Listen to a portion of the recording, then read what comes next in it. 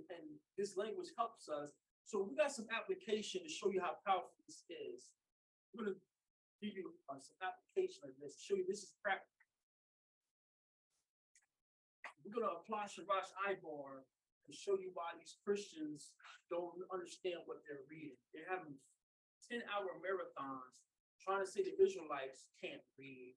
The Israelites, that's why y'all need to go to seminary. Y'all read the scriptures, y'all running with it. And they don't say that. And you get these scholars because they went to these cemetery schools, and you trust them, and you shun your own brother who's trying to help you because they don't went to these cemetery schools. So let's everybody turn to, and we can get this. We're gonna get this out of both. I need y'all both. Did you bring your Brit? You got your Britain? Yeah. Yes, sir. I need you to read it out of the Britain, and you read it out of the Masoretic text to show everybody why this Masoretic text is garbage. Why this Masoretic text is garbage. When we say Masoretic text, we mean the King James. All those who still learning, the King James is known as the Masoretic text, because that's the source it is written from. The Masoretic text, aka the King James, even the 1611, these brothers, well, I got 1611. It's garbage. It's garbage. I'm going to show you an example right now. So, huh? You gonna tell me where exactly to go? We're going to Solomon. Oh, go ahead. Go to Solomon. Song of Solomon. We're going to Song of Solomon. Everyone go to Song of Solomon. Chapter 1. Song of Solomon, chapter 1. Shabbat, we have them both. Those online, I'm going to try to do a screen share, but it's going to be too much work right now. So if you have your Septuagint, if not, just take our word for it, or we get a chance verify in the Septuagint. We're going to the Song of Solomon. What's it called? Songs of Songs or something like that? Song of Songs. Song of Songs. I'm going to show you how filthy and polluted the King James is, and why you got Hebrew Israelites and Christians swear they're bringing something down, and you don't know what you're reading. You're trying to make me look, I can't read, and you have a corrupted text, having a 10-hour marathons, trying to make it seem like Hebrew Israelites can't read, and they just coming out of jail and they high school dropout, and all they're doing is repeating what their teachers are told. And that's not what's happening. That's not what's happening. Songs of Solomon, we there? Let's go down to Shemaiah. You started us off in the Masoretic King James. He gonna read that. You gonna read King James? Okay. We're gonna start off in the King James, and then Shemaiah is gonna follow him in the Septuagint. And just for this exercise, real quick, let's drop down to verse 5. Songs of Solomon, chapter 1, verse 5.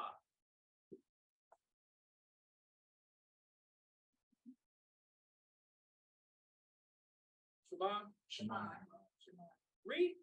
I am black but comely, O ye daughters of Jerusalem, or Yasharallah, as the tents of Kedar, as the curtains of Solomon. Who is this talking about, family? I heard Israel. Don't be scared. This is a learning environment. Shout out first thing you come to, or put thought this is a learning environment. We all learning. So I heard Israel. This is about Israel.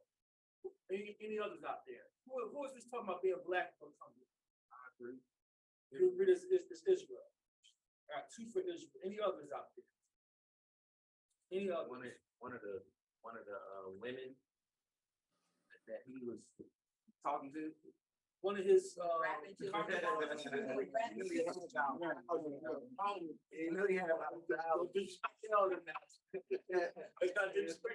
he was for the streets. Salakia. Go ahead, Gerald. Yeah, I mean, from the way it was always taught to me was he's courting a particular female in Song of Solomon, and the one that he got his eyes set on, the one he's particularly talking about, he's talking about her. So what you're standing on? What you taught, or what you standing on? I'm just giving you another perspective. I mean, I'm always open. I mean, so my original learning could be wrong, so I'm open. Now you got out of that. Yeah, basically he's saying he don't know. He's telling you he just don't know. It's not wrong. So Gerald is correct. The general consensus coming from Christianity is that this one who's black but comely is one of his women. She's telling Solomon, I'm black, I'm coming here. But this is one of the staples that the brothers been teaching to prove that Solomon was a black man. And even though we don't need this, because we know that Solomon comes from the tribe of Judah. The tribe of Judah and the Levites are full brothers, meaning they got the same mom and dad. Moses coming from the tribe of Levi passed as an Egyptian. So we know the Jews, real Jews are black. But this is one of the verses that the brothers quote. And now the Christians, the apologists that said, they can't even read. They quote me, this is me, I'm black, but come me, talking about this is Solomon. And this ain't talking about no Solomon, this is talking about the woman. So let's go back and let's get some context. Let's go back to verse 1. Let's see what this is talking about.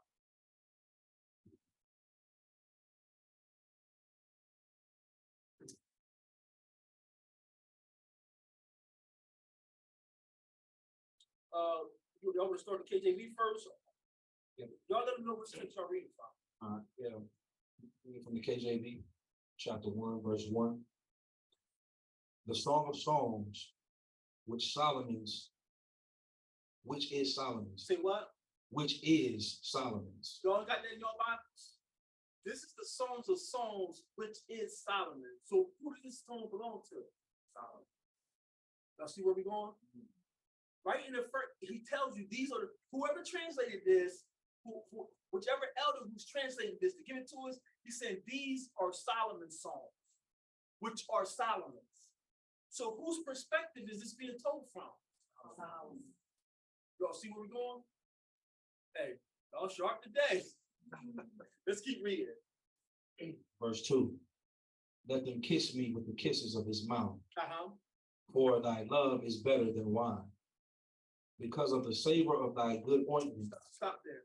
Going verse by verse. So that was verse 2. Make sure I got covered from verse.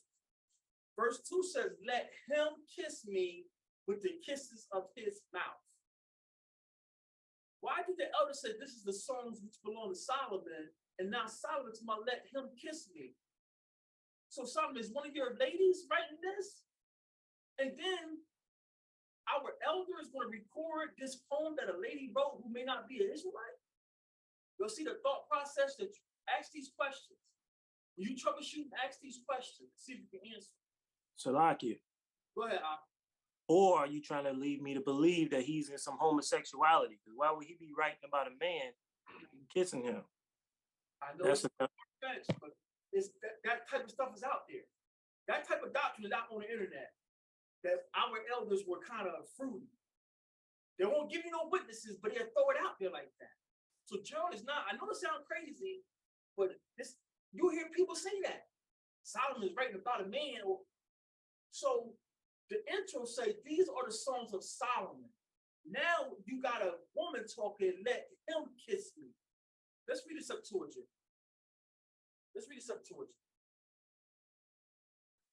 The Septuagint, Songs of Solomon, verse 2.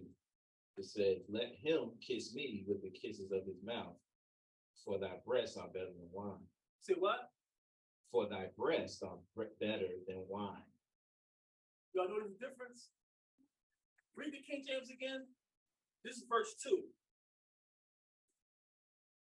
For thy love is better than wine. The King James said, your love is better than wine. The Septuagint says, your breast is better than wine. Y'all see where I'm going? Mm-hmm. Like that hymn is in our language probably just it had to be added. It's probably, I'm guessing where you're going. Because you got an oxymoron, like you got two things that don't go together. That's where we're going. You're reading a text that's using a male pronoun. And in our original language, in our original way, we don't have pronouns. We don't have she, her, him. We don't have that. I would use a verb and I would just put Shamarya's name. Shamarya said is Shamarya Debar. I wouldn't originally, I wouldn't have to put a pronoun to let you know I'm talking to about Shamarya. But over time, when we became captured, the Greeks started forcing us to change our language and use their writing, and now we have Hebrew pronouns. And now you brothers are telling me it ain't talking about Solomon being black, it's the woman being black. So this woman is telling Solomon, I'm black but comely, but now she's telling Solomon your breasts are better than wine. Men have breasts. More importantly, the breast being better than wine is alluding to the milk, right? Do us men, what's that word? Produce milk. No. So how you telling me this I am black but comely is referring to the woman? You all in the Kool-Aid and don't know the flavor. You done been indoctrinated with this cemetery, and now these Christians want to, everything that points to us not being a people, you want to make us look stupid, but the more you talk, you make yourself look stupid. But you get those Israelites who just watch one video, and now you want to put them on your channel and let they speak for us. What these Israelites are learning.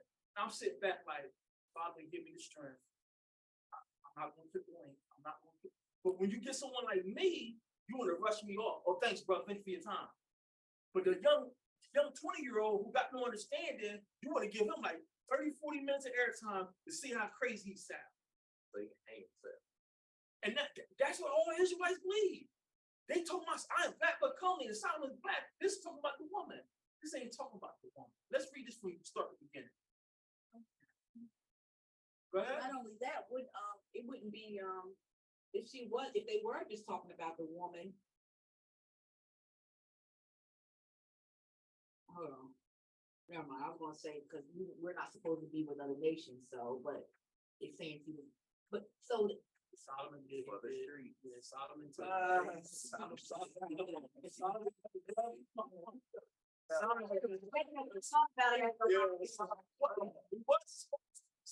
just lost the way, and he just lined them up. Edomites, Canaanites. Oh my goodness, he lost the way. So you're right, technically, but we'll go there. This is about a Shulamite woman, but this Shulamite is his kinsman, because he calls her my kinsman. So she's a Hebrew. And then these Christians don't know the culture. That's why I'm telling y'all, burn the culture over these tainted texts. Culture would trump this tainted text. She's being called a Shulamite, and because you don't know the culture, you're thinking she's a foreigner, but he's telling you in the text, my kinsman.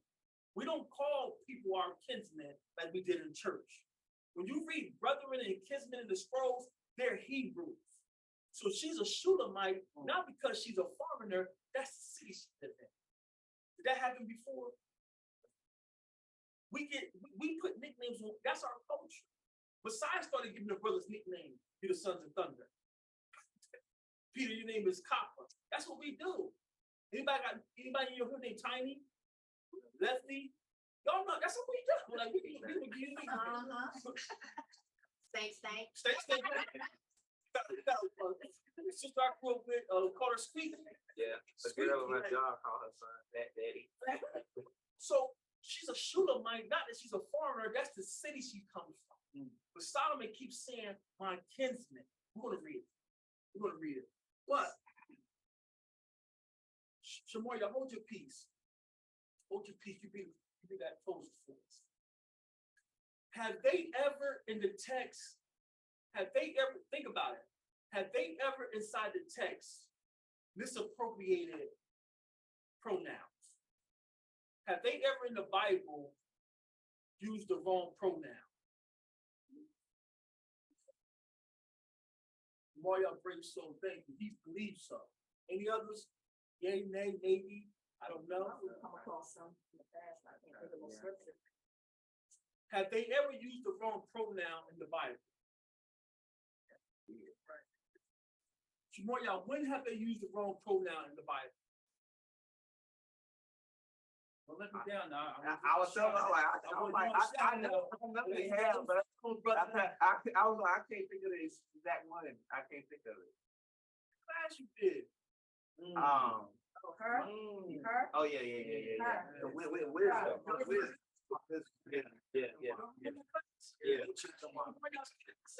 Takama or Chakama. Yeah. The spirit dropped on this brother, and he said he thought he seen something, And he took his time and put the witnesses together. Everywhere in Proverbs where it's an assigned to female gender to wisdom, she is known of her children, her this. That wisdom is referring to Messiah. So they turn wisdom to her, you use the wrong pronoun. Why would you use the wrong pronoun when wisdom is talking about Messiah?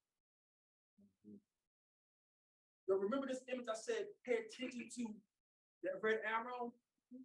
So this is like the second generation of Hebrew, and this is when we've been tainted, we've been run over by the Greeks, and now the Greeks want us to adopt their way of life. And they want to be able to read and understand what we're saying. So now we start to put suffixes and pronouns in our language. So this is Genesis 14:13, talking about Abraham the Hebrew. Can anybody recognize Abraham's name here? Can anybody recognize Abraham's name here? Right.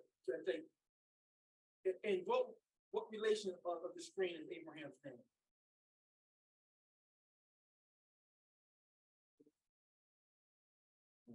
Anybody see Abraham's name? It's The before, right hand, right? it's before his name was changed to Ham. At this time, he's still known as Abram. He's still known as Abram here. Anybody see his name? Anybody see Abraham's name? Abram's name? It's the so on the left side right there where it says like how I don't know, it's hard to do it with those letters. But right at the second one on the left, it says La Ba Ra Ma. So it'd be La Abram. So everyone put your eyes to the arrow. Come. That's Abram's name. Y'all see that where we're at? Put your eyes by the red arrow, and then look to was my left. You see the La, the backwards staff. Backwards. So you see the first row at the top here, the second row on the left, Okay. and then you see the red arrow he's talking about in the middle. Then to the left of that is the staff, the backward staff, like a G. Staff. Yes, okay. Okay, so that's La Ba Ra Ma. Y'all see that? That's right. So the La is a prefix meaning four or two. So he went to Abram. The La is two. You see the A on the side? That's the Ah. You see the Ba, the Ra, and the Ma at the end. He went to Abram. La Abram. Y'all see that?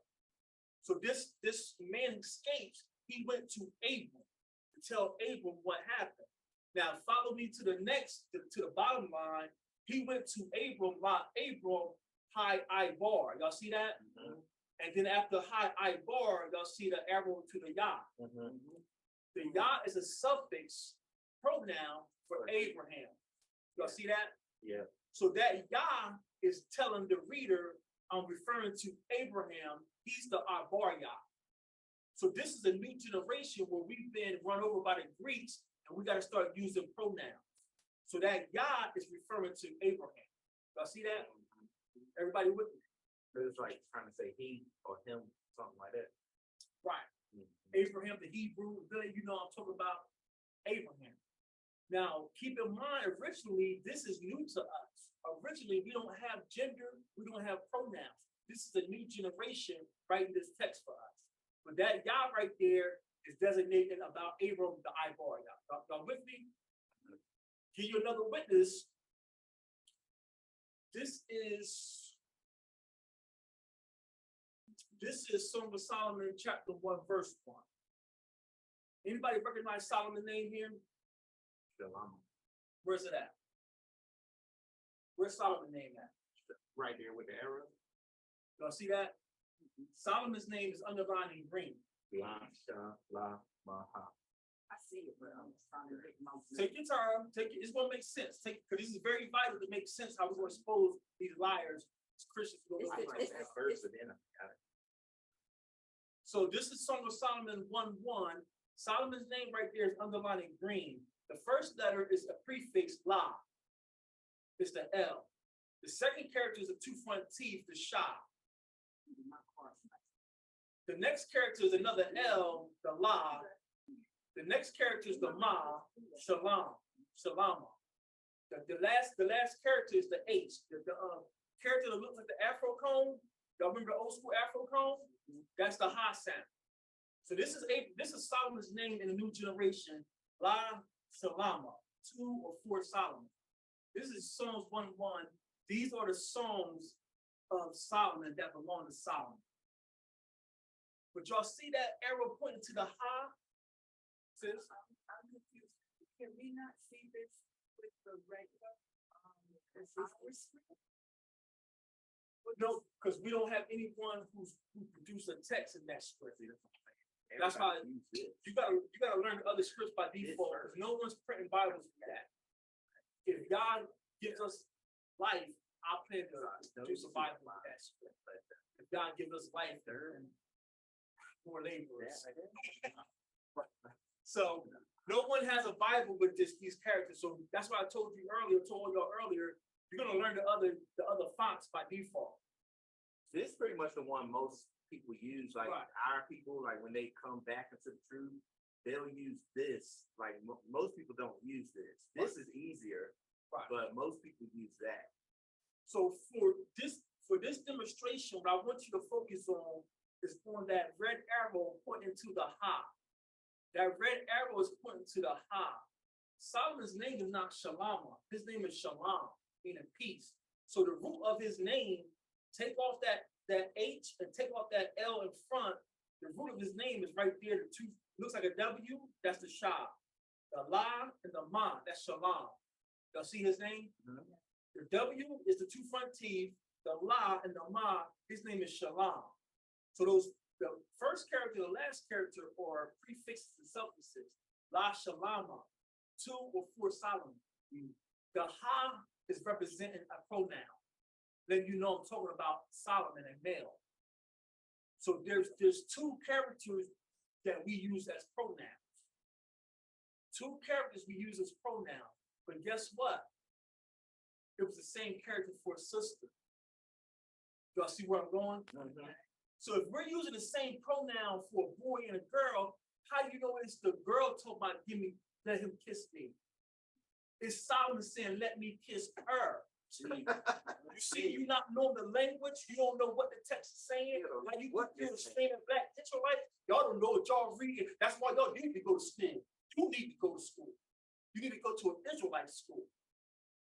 The same pronoun that describes a man we would use for a girl. So who decided to turn that Solomon 1:1 to let him kiss me? I want y'all to process it. Let me calm my excitement. Yeah, because that's why I started laughing. I got it. Y'all don't see how they're embarrassing us and trying to shame us on these channels that we don't know what we're talking about, and the Spirit of God is not with us. This is not intellectual. The Spirit of God is with us. He owes your father Abraham to waken you up. You can't get this in school. You get this from fasting and praying. Abba owes you. Not because you're smart, because Abraham and them was faithful to him. And these Christians don't get that. You're running with Roman Catholicism, you got Christmas trees in your house. But you want to shame us. Calm down. I think I've seen that. We love Christians. That spirit in them, that proud spirit. And let me say this, because I'm going to publish this. We do got some wicked Hebrew Israelites who've been puffed up in their pride and arrogancy and then shamed the nation. And the Christians who was entertaining you because you don't lie and lie on sources, now they just want to destroy us. So my heart bleeds to those Christians, especially this one brother who was open for years trying to build, but you Hollywood Hebrews want to be so right. Now you want to lie and twist and invent people. Now you don't turn people away. What the Messiah says to those who offend the least one, Messiah says, woe to one of you who offend the least. So all you Hebrew Israelites, Hollywood Hebrews want to get all this shine and grow your channel, you don't turn people off. That blood's on your hands because you don't lie and shame, trying to show you right and trying to show you know it all. If you don't know, say you don't know. Because you prideful, now you don't lie, and now you don't turn some Christians off, and now instead of them trying to figure it out, they want to destroy us every chance they get. That's blood is on your hands, King Judah. But these Christians don't know the culture, they don't know the language, they don't understand that pronouns are not original, and the same pronoun for a boy we will use for a girl. So now when it says let him kiss me, who decided to turn that to a male pronoun? You had something out? No. Any questions? I want you to process. It's gonna be major. It's gonna be major.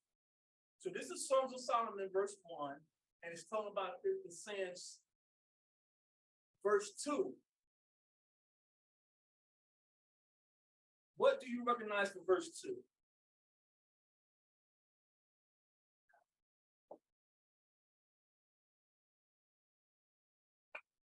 So the second word, let's go. Well, y'all see the red arrow again? Yeah. Y'all see that red arrow again? Yes, sir. The red arrow is pointing to a Yah. That's the new generation for the arm of a man. That's the new generation for the arm of a man. That's a Yah. That too is being used as a pronoun to describe the word in front of it. So that word is Yashaquanya. Yashaquanya. And then the second word there is man, M-A-M-M-N, meaning from, man shakwawaf. Man shakwawaf. Man shakwawaf. What does the suffix waf mean? When you see waf at the end of the word, it's denoting a female. So we're ak, and we call our sister ak waf. So those two characters underlined in green, it looks like a Y and an X, that's the W and the TH, that's waf. It's talking about a female. And real quick, I'm sorry. When I started learning like this, of course, I don't know it like all like that, but I remember telling Naraya, I'm like, see, this proves right here, where can you get Akoti from? Because the end of, you see what I'm saying? So that's how I knew when I came here. I'm like, they talking, and it's no disrespect. It's just, it is what it is. I'm like, how can you say Akoti and this and that? But the letters don't even, you can't even get that from the letters. I think because it's easier, because we grew up with those vowels, it's easier for people's mouths. So some people just fuck.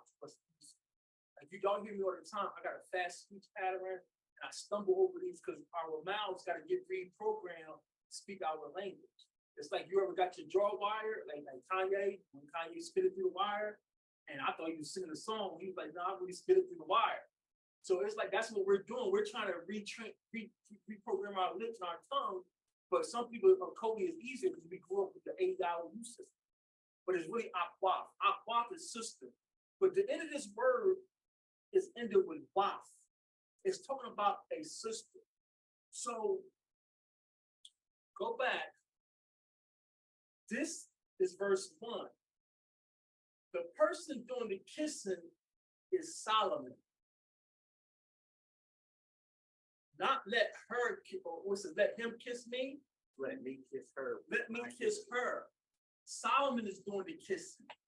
Solomon is the subject because when we open up, it says these are the songs of Solomon. So Solomon is doing the kissing. She's not kissing him. He writing an R&B song. Not only that, what do we call women who were aggressive? Huh? In the 90s, we call them hoochies. But back in the day, Elder, what did they call fast women back in the day? Hoochies.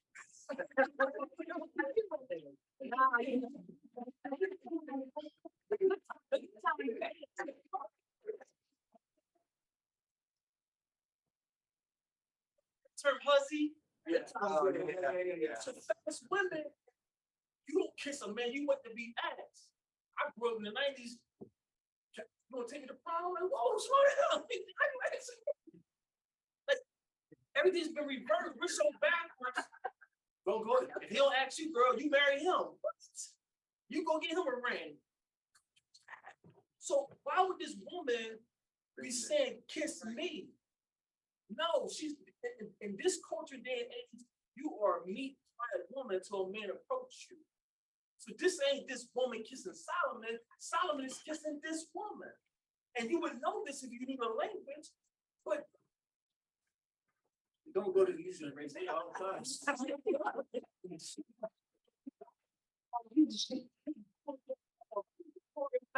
Go to the rich side. Like, the rich side. When I learned the acronym, I was like, what does that mean? Anyway, these Christian apologists don't understand the text, but they don't know this language. They think that this woman is talking. But if you just apply reading comprehension, it says the Songs of Solomon. Why would he open up, these are the Songs of Solomon, and a woman start to talk? It would say, these are the Songs of Solomon, and this one is from such and such. This is Solomon's perspective. So the verse is telling you, Solomon's the subject, I'm kissing, and then this verse, the wife, he's kissing her. He's giving her the kisses. Because now let's go back to the text. Let's go read both of the texts again. If this is a woman talking, let's read Songs of Solomon 1:1 again. KJV, verse 1, chapter 1, Songs of Solomon. The songs of songs, which is Solomon. Let him kiss me with the kisses of his mouth. Okay, so they want us to believe that a woman is talking, and this woman is saying, let him kiss me with the kisses of his mouth. Read on. For thy love is better than wine. Now, with your tainted text, it sort of makes sense because it's saying, because your love is better than wine. But when you get the Septuagint, it don't make sense that a woman is talking. Read. For thy breasts are better than wine. From the top, so we get the full context. Songs of Solomon, Septuagint, Britain version. The Songs of Solomon, the Songs of Songs, which is Solomon's. Let him kiss me with the kisses of his mouth. So the Septuagint says, let him kiss me with the kisses of his mouth. Read on. For thy breasts are better than wine. But now you see your breasts are better. So you're talking to Solomon. Queen, I'm Solomon. You're telling me, kiss me with your mouth, and then you're going to tell me my breast is better than wine. What kind of mess is going on here? You see, because you have a tainted text, and you hate your own brother now, because I think there's one brother, I think that some of these Hebrew Israelites broke his heart, that he want to embarrass us every chance he gets. So I pray the Most High heal his heart. But now you so gun-ho to embarrass us to make it seem like we're uneducated, and you're running with a tainted text, the King James, and saying, that ain't even talking about Solomon being black. That's talking about the woman. And now this woman is telling Solomon, according to y'all, this woman is telling Solomon, kiss me with the kisses of your mouth, and your breast is better than milk, better than fine wine. That makes sense. Now, we know in today's generation, they got men doing milk, producing milk and all, but this is back in the day when they didn't do none of this crap. How can a man produce anything from his breast? Y'all see where we going? Am I stretching this? No. Are you seeing this? See, you might have seen Digging deep into textual criticism, and we were exposing how some Christian apologists try to paint us as being ignorant because we haven't went to cemetery school. And they say when we go to Songs of Solomon, chapter 1, verse 5, and Solomon says, I am black but comely, they're trying to say that that verse, I am black but comely, is not referring to Solomon. And we just want to, so desperate to be somebody, we're trying to just harp on any little thing. And what I brought out is like, well, A, we don't need that verse to prove Solomon was black, because Solomon comes from the tribe of Judah. Judah and Levi are full brothers. What I mean by that, Judah and Levi both come from Jacob and Leah. They're not half brothers like the other ones. So if Levi produced Moses and Moses passed for Egyptian, and then Joseph was even in Egypt, and Joseph's own brothers couldn't tell him apart from the Egyptians. So we already know two tribes, Joseph's sons and Levi's sons, have to be dark people. And if Levi is dark, Judah has to be dark, because Judah and Levi are full brothers. But because we're trying to be someone and we haven't went to cemetery school, we can't read and we don't know what we're reading. So let me correctly break this down. What happened was I had this screen up And I read this in the Hebrew, but I broke it down as verse 2. So let me correct that. This is Songs of Solomon, chapter 1, verse 1. And this is like the second generation of the characters. But remember, we start on the right side. So we're going to start with that character that looks like a W. That's actually the 2 front teeth. That's our shy sound. So Songs of Solomon 1:1 is just his intro. Shayar ha-shayarum, ashar la shalama. Shayar is song. Shayar is songs. The second word is still talking about songs, but it's just making it belong to Solomon. The yam at the end makes it plural. So Shayar, these songs are the songs of Solomon. Shayar ha-shayarum, ashar la shalama. These are the songs of Solomon. That's 1 verse 1. Songs of Solomon, chapter 1, verse 1. But the verse of contention, can you get it in the Masoretic text one more time? The verse of contention between us Israelites and the Christians is the second verse. This is Songs of Solomon, chapter 1, verse 2, and this is the verse of contention. I'm gonna have Shamaria read it in the Masoretic text, and then we're gonna break it down in the Hebrew. Songs of Solomon, chapter 1, verse 2.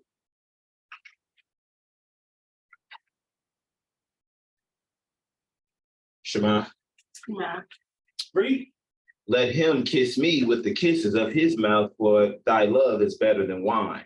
So the Masoretic text is saying, let him kiss me with the kisses of his mouth. So what we exposed was the Christians want us to believe that Songs of Solomon 1 verse 1, his intro, or the elder writing this is telling us these are the Songs of Solomon.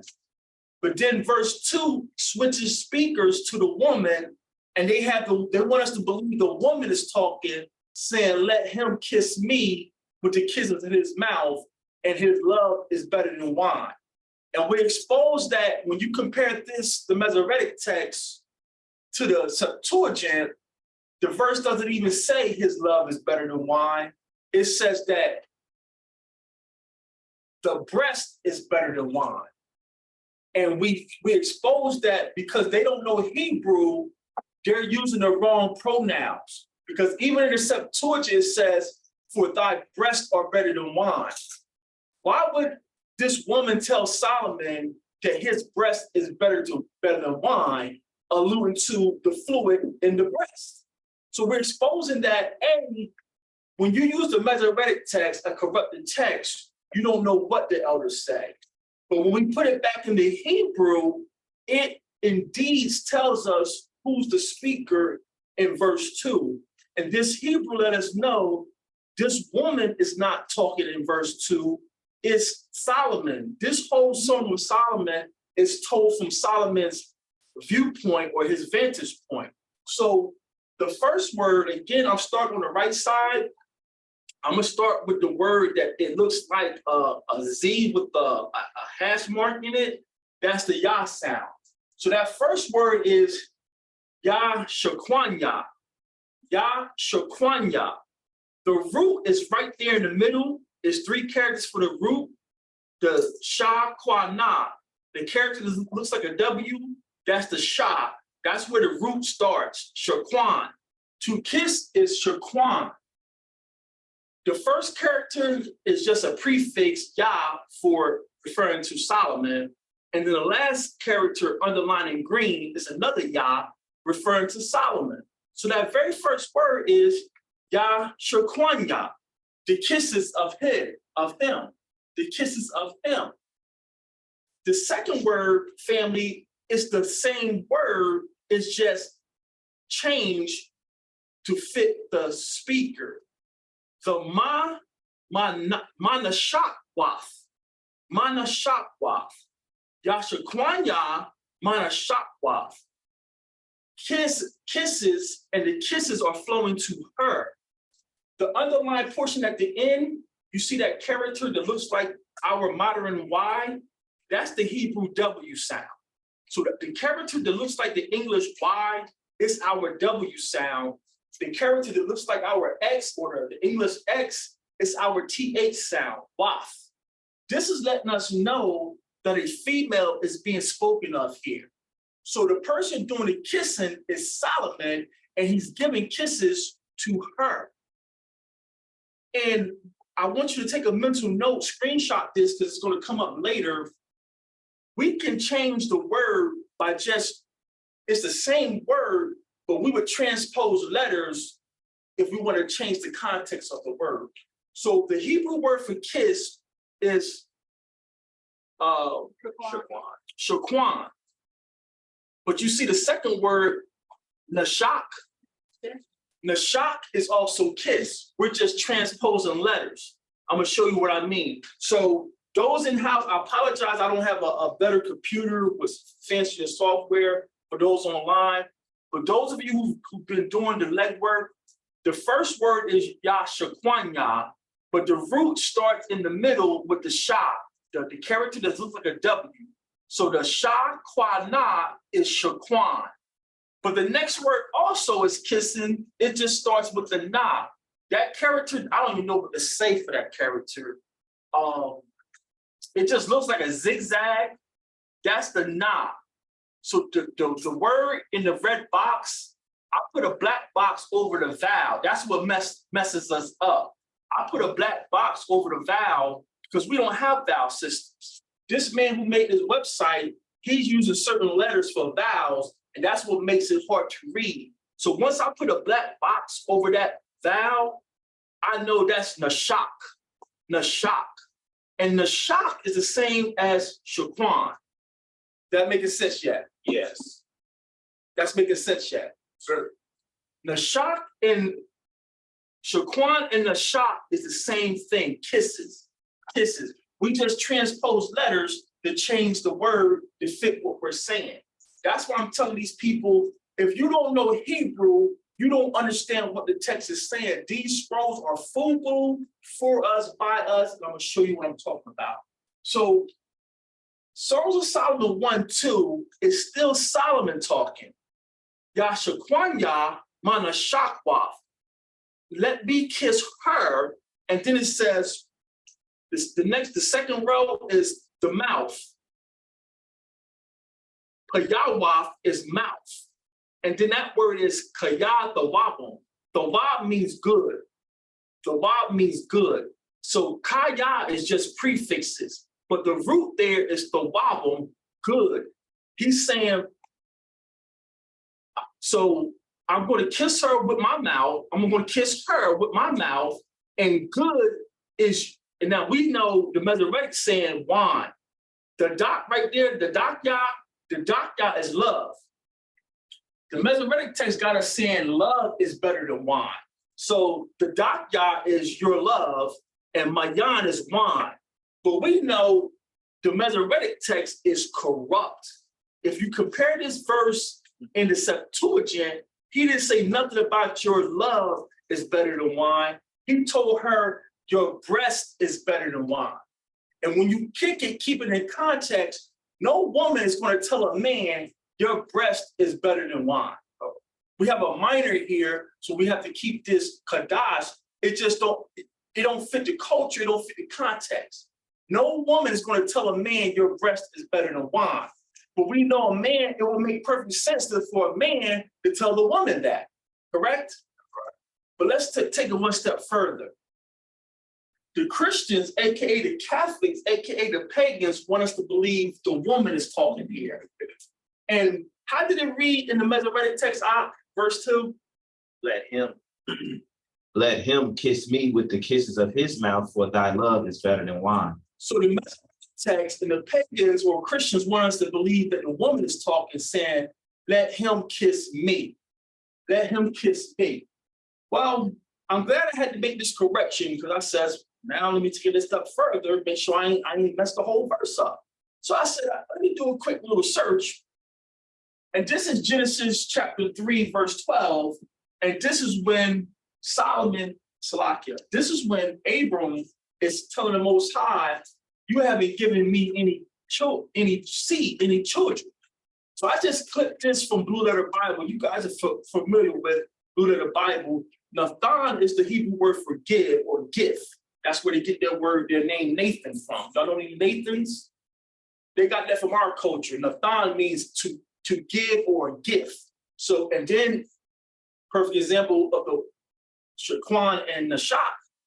Nathan means gift or give. And guess what else means gift or give? Mathan. We got an apostle named Matthew. His name is gift or give. So Nathan and Mathan are the same words. So I would say Nathan Yah, he's a gift of Yah, or I could say Mathan Yah, gift of Yah. And it doesn't make it female or male, it's just our culture. Two words, just change letters out, has the same meaning. So this is Genesis 3:12, and Abraham is telling the Most High, thou gives me no seed. Y'all all read that, right? We have three, I just pulled three, but it's probably more. We have three words to satisfy the personal pronoun of me. What word here is satisfying me? Thou gave me no seed. Ahmad. Ahmad. This generation, the elder who's translating this Hebrew to satisfy the English phrase me, he uses Ahmad. Ahmad. And you see that Yah at the end? I know it's hard for those still learning, but that's supposed to be a Yah, the arm of a man. That's making it a pronoun. That's a pronoun referring to Abraham. So he's saying, Ahmad Yah, you haven't given me any seed. What I want you to focus on is the word me. Because remember, they want us to believe in Song of Solomon 1:2, she's saying, let him kiss me. That's all I want you to focus on. Don't try to process the Hebrew, just focus on me. Because they're telling me, they want you to believe that she said, let him kiss me. Here's the first instance of me in the Genesis, in the Old Testament, and they're using the word Ahmad. Here's Ahmad in the next generation. Y'all see the red arrow? Start on the right side with the character that looks like an O. That's actually the eyeball. They just couldn't put the iris in. Y'all see where I'm at? So that's Ahmad Yah in the next generation. And it's satisfying the English phrase me. Everybody's with me? Yes. Any comments or questions so far? No? All praises. This is how Masha would have wrote it if his records was around. He would have used the pictographs and it would have made sense. Ahmad Yah. It's a personal pronoun. Me, I'm referring to me. Ahmad Yah. Y'all see that? That's also, is that my? It can satisfy me or my or I. Our language is simple. Because I seen like Akia, so that would be like my brother. Right. Okay.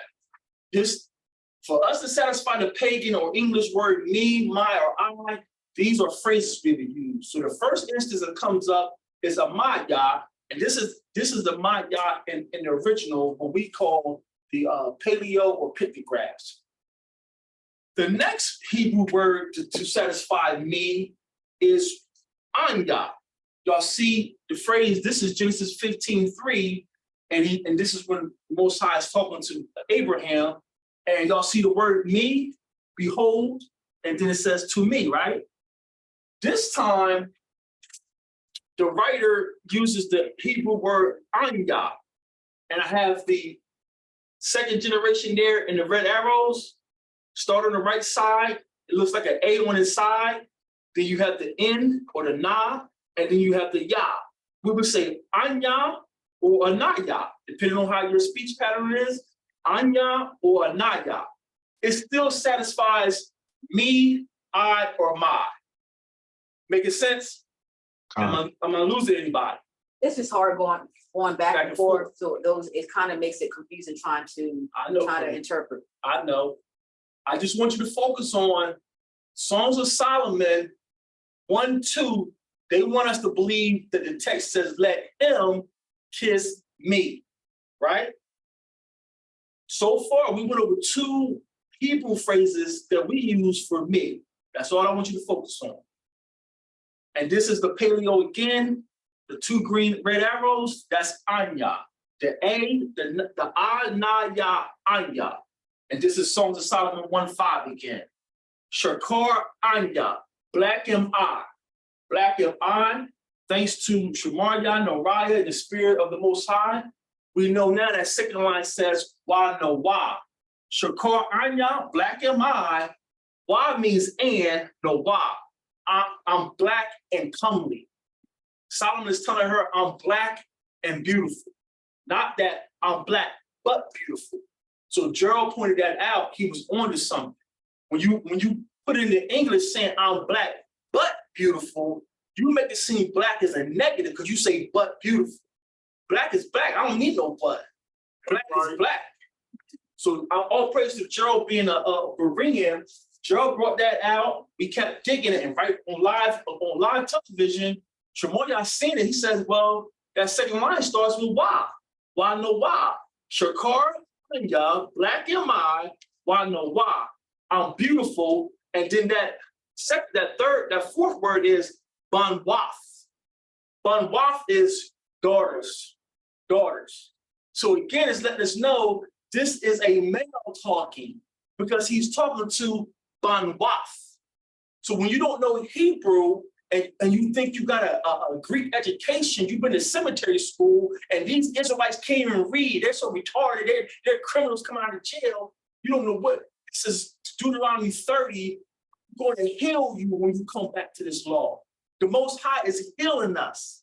This is not intellectual. You're being healed by your Father. So this lets us know Song of Solomon 1 and 5. It is Solomon talking. It is Solomon telling this woman, Shakar Anya, black I am, why no why, and I'm comely. Then if that wasn't enough, Banwath, daughter. Any comments or questions about that? So like it, in the LXX, it says, it's reading how you're speaking it, but they list titles on the side to say who's speaking, and it's still saying woman. So verse 5 says, I am black and beautiful, daughters of Israel. But to the left of it, it's saying that it's a woman speaking. So why would a woman be telling another woman when this is supposed to be King Solomon speaking? Trip. Just reading comprehension. He tells us these are the Songs of Solomon, but now you're going to have a woman speaking, and then like you said, the cliff note on the side saying this is a woman speaking, but he's saying daughters of Israel. These publishers and these editors are PhD students, but they're not Israelites. They're not keeping the law. They're not being healed. That's why you can get all kinds of degrees. You're not going to get this understanding. But still, we're just focusing on Anya. Anya is the personal pronoun. I am.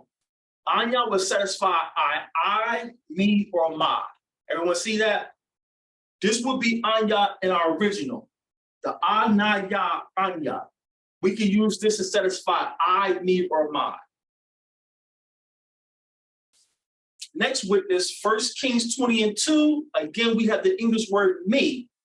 This time for me, Shmoya, what's that word that satisfy for me? Napas. Napash. Napash. Napash is usually used for soul, but in this instance, they're using Napash to satisfy me because that's what you are. You are a soul. So if you're talking about yourself, you can say Napash, me, my, I, Napash, my soul. I'm talking about me. So here's our third instance of the English word me, and it's being satisfied with a different Hebrew word, Napash. Come back for a minute. Which one, Queen? So you got, well, Yeah, you behind the camera. I just want to make sure because I'm looking at Mess it up. No, I don't know if you messed it up or not, but I'm trying to, you said that's Napash. Mhm. And then so I'm looking at the signs that you have off to the right that you have highlighted in or background in white. And then you have it's the na and the ka. Right. So this is the new generation of Na. This is the adulteration, y'all, but you know, because they thought this was Hebrew. All your Hebrew Bibles used this generation. This is the Na, Pa, and Sha, the Pash. These dots are all abominations. These dots are abominations. This is the second generation here. That's what I was trying to. This is the Na, this is a Pa, Sha, Ya, the Pasha, the Pasha. This is just the root they're giving you here, but in the verse, it puts it in the Pasha, meaning I, me.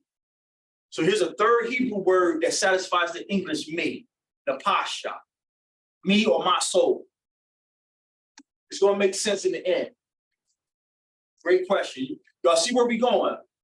The English word me, we have three Hebrew words that satisfies me. That's what I want y'all to focus on, right? Here's the whole verse, 1 Kings 20:32. I'm just putting out the Pash again. The Pash is there in between the arrows. The Pash, Yah. Me, it's talking about me. The Pash is usually used for soul, but that's what you are. You are a soul, so we can satisfy the English word me or mine or I. Make sense? Okay.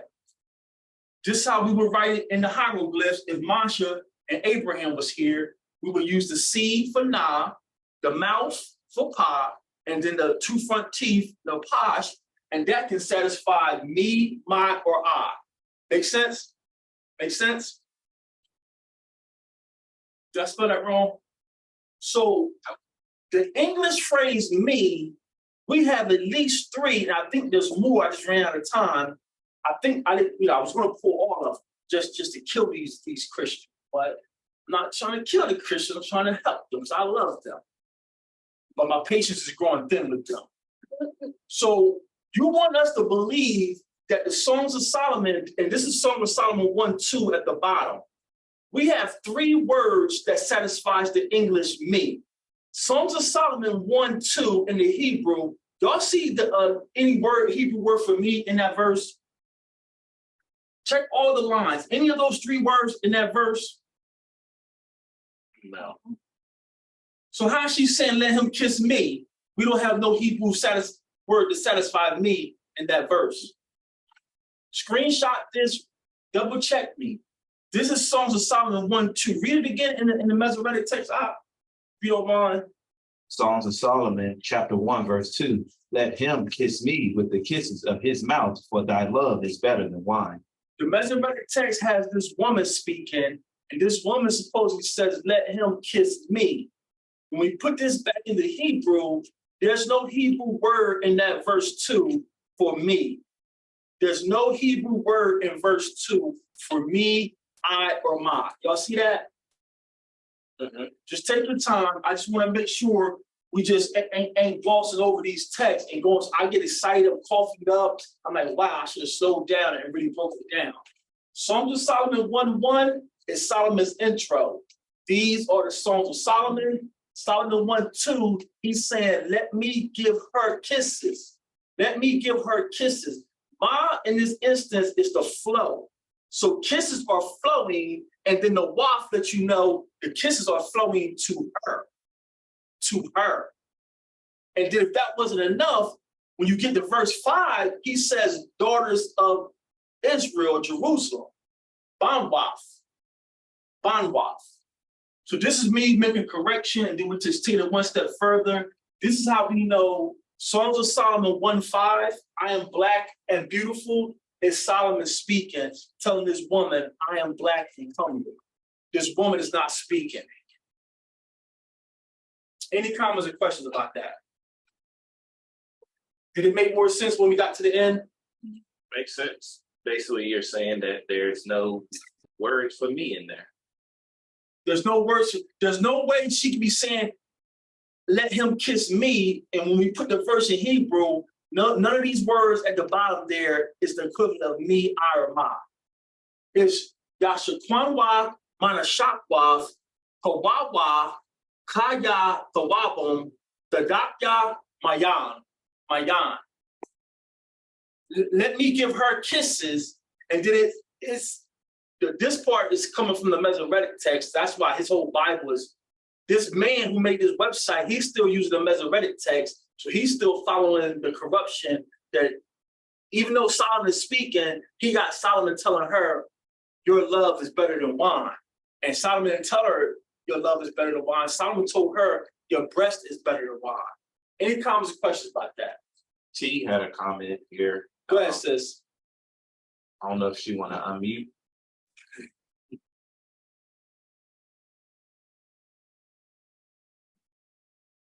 She said in the, oh, there she goes.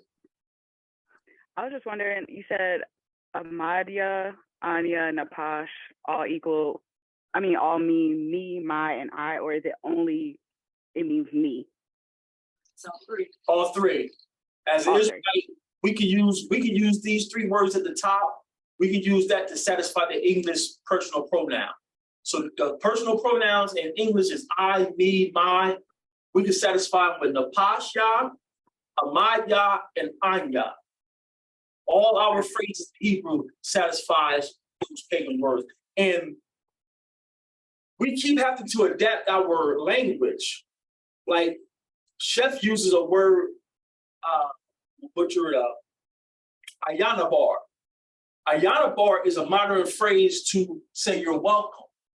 But originally, we didn't have that phrase, you're welcome, in our culture.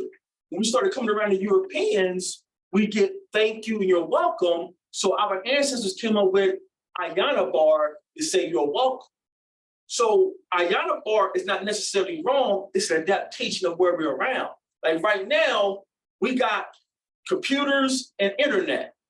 Y'all know our ancestors didn't have no word for that. So right now, us in here, we can use these glyphs to come up with a word that satisfies what this device is. Me, I'm gonna use Hashatan. That's what this device is. But right now, we can use these glyphs and come up with a word to describe what a computer is, what the internet is. Like, how are we gonna tell Masha, hey, Masha, I read about you on the internet? He could be like, it's my son, what's that? So we would have to put internet, we would have to use those characters, those glyphs for Masha to tell him what the internet is. And remember, everything else is a function. We're describing what it do. So the internet for us, we're connecting to people. So we probably use the tent wall, because that means that's where people connect. We will use the why. My point being, we adapt as technology evolves, as we come in contact with these pagans, we had to adapt to make up words. So when we got in contact with the Greeks and they had these personal pronouns, me, I, and my, our ancestors used 3 different phrases.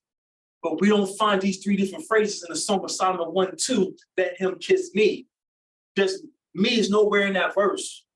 So Dr. Seminary, all you Christians saying we're ignorant, you're ignorant. You don't know the language or culture, but you think you're telling me what my scrolls say. Did she have something to follow up, or was that just her question? Any other comments or questions before we move on? So that's the sentence without me in it is saying what? Say that again on the microphone. The sentence without me in it is saying what? So Song of Solomon 1:2 is Yashakwanya, or I'm giving her kisses, and then so Shakwan is the root, kiss. The yah at the beginning and the yah at the end is just what we had to adapt as pronouns. So the yah Shakwanya is referring to Solomon, because verse 1 told us these are the songs of Solomon. So the subject is Solomon. So when I get, and remember, there's no verses. These verses are pagan. A pagan put these verses here. So how do you know when the subject changed? Because Solomon would keep writing. If you're not an Israelite, you can't read it. So now you, Mr. European, you're going to decide where I'm putting the verse breaks at. So Psalm 1:1, Solomon tells you these are the songs of Solomon. 1:2, he says, Yashakwanya, I'm going to give kisses, my nashakwath, to her. The waf at the end let us know it's going to her. My nashakwath, and then this down here, panyawath, with my mouth, and then it starts another thought, good, and then he says, and originally he's talking about her breast is good. Her breast is good. So that long word, it starts another thought. It starts another thought. And then I had another question. Is good. I had another question because I know we say it a lot, daughters of Zion. Mhm. So is that Yerushalayim Banwa to say daughters of Zion? Because I know Banwa, Banwa is daughter. Right. But Jerusalem is Yerash, Yerushalayim. So would it just be Yerushalayim Banwa Banwath. and nothing in the middle of it? Israelite will know what you're saying. Gotcha. Only in the English we got all this a and the and to. We got to make it smooth speech. But me and you, I hate to use this word, but to our way of life was seem crude to them, but to us it's not crude. It's this way we speak. Store I go, and the Greeks come over. Hey, Hebrew, you can't speak right. It's not store I go. It's I go to the store. He's like, you don't even belong over here. You gonna tell me how to speak? So our language, like you said, Banwath Yasharala, daughters of Jerusalem or daughters of Zion. So it just this is the level you go through to let these people know you're picking up these Bibles and you think you're Bible thumping me, you don't know what you're reading. Any other comments or questions before we move on? My heart goes out to these Christians who've been hurt by these wicked Israelites. Because these wicked Israelites being so full of pride, now you got Christians who are people trying to shut us down, and they're going to miss the kingdom because of wicked Israelites with pride. But this man, you're repeating the words of a non-melanated person who admittedly tells you, oh, I don't read Hebrew. He can't read none of the languages. He can't read none of the fonts, but you're going to take his word because he's embarrassing your brother. This is Willie Lynch still applying. You're regurgitating the words of a non-melanated person to attack your brother, and you're going to repeat it on your channel. And I was like, I didn't want to use the word ghetto because Messiah's from the ghetto. I'm from the ghetto. The peanut farmers from the ghetto. So good things come from the ghetto. So I just want to say this is ghetto journalism. Then I was going to say this is bootleg journalism. But how many people come from the country? Anybody had that bootleg wine, moonshine? So we can't say it's bootleg because it's good bootleggers out there. This is cockamamie journalism. You ain't verified nothing, and you want to repeat what you heard. And this man has been caught on camera saying he can't read Hebrew. But now you want to repeat him embarrassing your brother, talking about this ain't talking about Solomon being black. This is talking about the woman. And because you don't know Hebrew, it is talking about Solomon being black. The words of Benaiah, oh wait, there's more. So there was a reading campaign in the 80s, and they should say reading is fundamental. Reading is fundamental. Let's keep reading this. Which one you want? Keep going. Where you at? Well, call your verse out. Septuagint, Songs of Solomon, verse 3. Mhm. And the smell of thine ointments is better than all spices. Thy name is the ointment poured forth. Therefore do the young maidens love thee. Y'all see the problem with that? Y'all see the problem with that? Read it in KJV. Verse 3. Because of the savor of thy good ointment, thy name is an ointment poured forth. Therefore do the virgins love thee.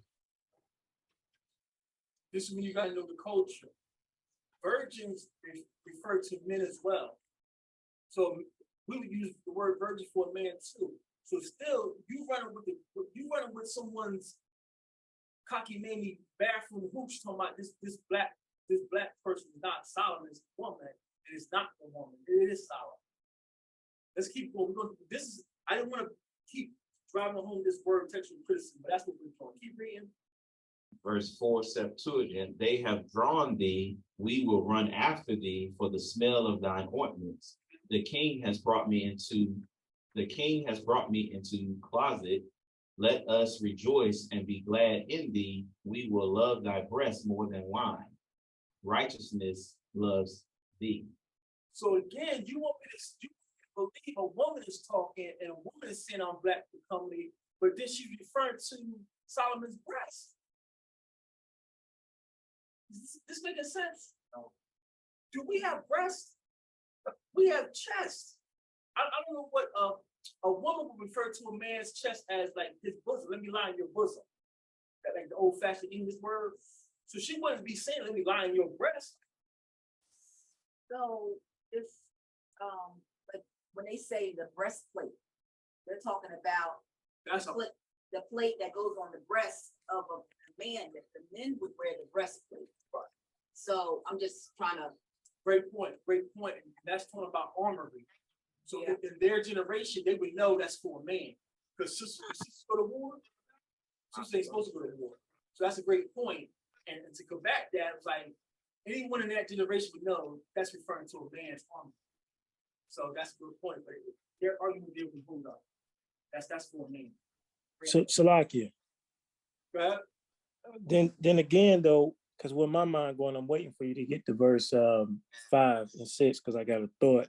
But then again, where my mind goes, what Sister Gina just said, this is modern translation, you know. So breast, even the word breast, you got to say, okay, well, what's the Greek word for that? What's the Greek equivalent? And let alone like, what's the Hebrew word? If there's a Hebrew word that will root that, because just because we say modern day breast doesn't necessarily, you know, our mind automatically go to what that means to us. But it don't necessarily mean that that's the actual translation or reference that's intended. That's how we're training here. So now you, like Gerald said, what was the actual Greek word? But now these are Israelites, these are Hebrews. Let's go back to the root. What word will we use? Again, people just sitting there, I'm reading you scripture. I hear you, that's tainted scripture. That book's be thrown in the garbage. Come back to your heritage and you will be out there spewing false doctrine trying to embarrass your brother. If we stand too that it's Solomon going down from the beginning when it says, therefore do the young maidens love thee. I mean, you know how they show sometimes on shows or like something with like an ancient context where it might be like one chief woman, but she has young maidens that are around her. Well, your point is true for that context, but what happened here, what happens once your foundation is off in a house? House gonna fall. Whole houses won't be off, right? So once you messed up verse 1 and changed the pronoun to a feminine pronoun, now you got to keep running with it. So then now they keep running, now y'all keep, your foundation was off. You started with let him kiss me. You don't gave the female the speaking role. Now you just keep going. And now your verse ain't making sense when you put it in the Hebrew context. So what you're saying is valid, but now I think it's the instance y'all messed the pronoun up. Now you just keep layering it up. Y'all doubling down on your error. So yeah, so you're saying it's crazy because they're saying she's saying let the young, that's why the other young women love you. Right. And I'm trying to Yeah. You see, did y'all catch what he's saying? They're saying the young maidens love you, and they want you to think that she's telling Solomon all the ladies love you. But what I'm telling you is because they done messed up at the beginning, they keep twisting the pronoun. You got to keep running with it's a woman talk. But it's very well Solomon saying all the young men want you. But y'all know back in the day we joust for a woman. Y'all know she coming out. Let me throw it. Y'all know girl come by the court. Give me go. bring her out real quick. So Solomon is saying all the young boys want you, but I'm Solomon. I'm Solomon. But when you mess up the first verse, now you're just doubling down on your error. That makes sense. Great point. Let's keep reading. Verse 5. I am black, but beautiful. You daughters of Jerusalem, as the tents of Kedar, the curtains of Solomon. So why would this woman take the time to tell her to talk to the other daughters of Israel? These daughters of Israel, I'm black, but come with. I got Solomon. I don't care how black I am. Solomon chose me. Why would she have to stop and tell them, hey, don't look on me because I'm black? but I'm comely. But why would she stop and say that? Listen, he called my number tonight. So why would she have to stop and say that? Let's keep going. Verse 6, Septuagint, look not upon me because I am dark, because the sun has looked unfavorable. Read it in the KJV. Verse 6, KJV, look not upon me because I am black, because the sun hath looked upon me, my mother's child, my mother's children of the vineyards, but my own vineyard have I not kept. Read it again. The whole thing? All right. Look not upon me because I am black, because the sun hath looked upon me. My mother's children were angry with me. They made me the keeper of the vineyards, but my own vineyard have I not kept. KJV, resurrected text saying, my mother's children were angry with me and made me keep the vineyard, but my vineyard I have not kept. Anybody see a problem with that? Anybody see a problem with that? I'm confused. I'm gonna be honest. But I know in the video I was watching, they were saying, why would Solomon be the keeper of a vineyard? That's one thing I saw. So that's they were saying it was the woman, because why would Solomon be a keeper of a vineyard? But I'm That's still a good try. confused. It's a good try. It's a good try. But that's when you're going to need witnesses. That's when you have to run that position by the front line. Because what's in your vineyard, family? What's in your vineyard? Well, this vineyard is talking about what? Let's keep reading the KJV. Verse 7. Tell me, O thou whom my soul loveth, where thou feedest, where thou makest thy flock to rest at noon. For thy should I be as one that turneth aside by the flocks of thy compassions or companions. Again, this is the text, and this is all a buffer while we about to destroy this resurrected text, this 18th in the Bible. So a vineyard also would apply to your sheepfold, where you keep your animals at. Your animals is what? Your currency. So if that's your money, if that's your currency, that's your valuable, won't other people want that? So you're going to send your daughter to keep the vineyard, and the vineyards are always away from the home? You see how learning the culture, you don't know what you're talking about? I'm going to let my wife go tend the flock away from the house, knowing it's travelers and other men coming by, and this is my money. More importantly, my wife, y'all see where we're going? Yeah. Learn the culture over these tainted texts. Let's read it from the Septuagint. Songs of Solomon, verse 6 from the Septuagint. Look not upon me because I am dark, because the sun has looked unfavorably upon me. My mother's sons strove with me. Say what? My mother's sons. What's the KJV say? Y'all see the difference? KJV corrupts saying my mother's children, but the Septuagint is getting you closer to the original. My mother's sons strove with me. Now, I get it. These are real men. Who's going to fight their sister and make her go watch the sheep? It's possible, but when you know the culture, it's not. Again? Who's going to fight with their sister? Read the text again. My mother's sons strove with me. They made me keeper in the vineyards. So the Christian is saying this woman is talking. Now you got this woman saying my brother strove with me and made me keeper of the vineyard. It don't fit the time period. It don't fit the culture. What happened when they raped Joseph? When they raped Simeon and them sisters? They went and got them. That wasn't just Israel. That's not how you Israelites got down. Every nation get down like that. You violate their women, they're coming to see you. So now you think these brothers are striving and you go out there and watch the animals. Learn the culture, family. These people don't know what they're talking about. This is Read it again. Go ahead, Gerald. Salakia. No, go ahead, Shamari. I'll say what you guys say. I was gonna say it's been him talking about when he was a child, when David was still around. Oh, you know some history, huh? Oh, you know some history, huh? So read it again, and we're gonna give you some more meat. I'm sorry, y'all. Listen, y'all not out there on the front line, so y'all don't understand what it's actually. Even some You're trying to Israelites, because we ain't got no Greek secretary education, and you don't know what you're talking about. and even some Israelites are saying that it's the woman too. But it says, look not upon me because I am dark, because the sun has looked unfavorably upon me. My mother's sons strove with me. They made me keeper in the vineyards. I have not kept my own vineyard. So let's unpack this. My mother's son strove with me and made me go out there in the sun. This is the Song of Solomon, right? This belongs to Solomon.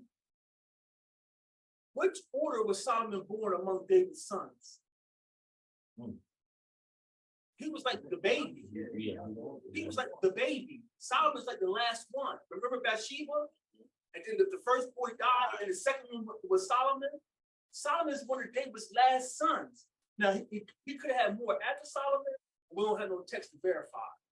But to be on the safe side, Solomon is one of the younger sons of David.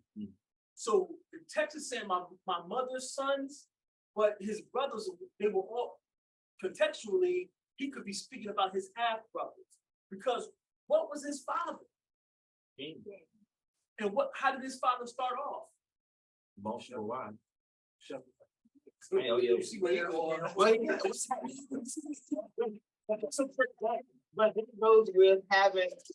But that goes with having, half brothers. That's why my process is with that.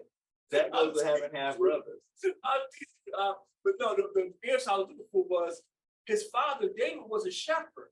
So I want my son coming up right and hard and with some discipline. So what I do, put my boys in the field where I started at. Because how you want to be king, I started in the field, go in the field.